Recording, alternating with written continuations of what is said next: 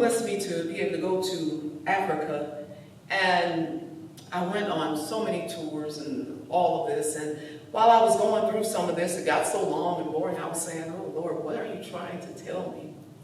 And I visited last week the Cape Coast Castle.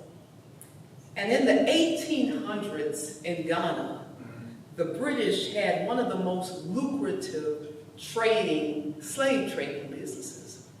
And so they built this humongous castle.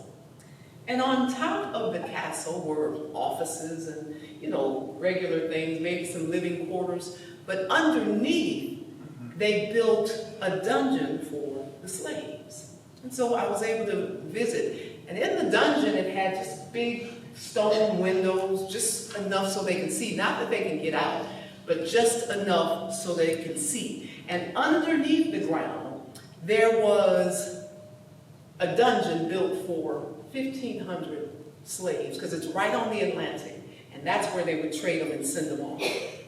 And it was interesting that as our tour guide was talking and was saying that this is where they were, and we were down there, and they said right above us was where the church was.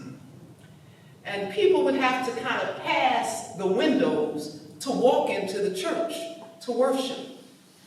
And I was saying, God, that seems almost like an oxymoron. They would walk by the people who were moaning and walk by the stench of the people who had died and their bodies had not been removed yet. And they would walk by the smell of all the feces and a whole bunch of men jammed into a real small space. And they'd walk right into the church to get their praise on, right? And I said, that don't sound right. And then the Lord spoke to me and said, sometimes the United States will do the same thing. We worship, we praise God, but on Monday, are we there to speak up for those who are suffering?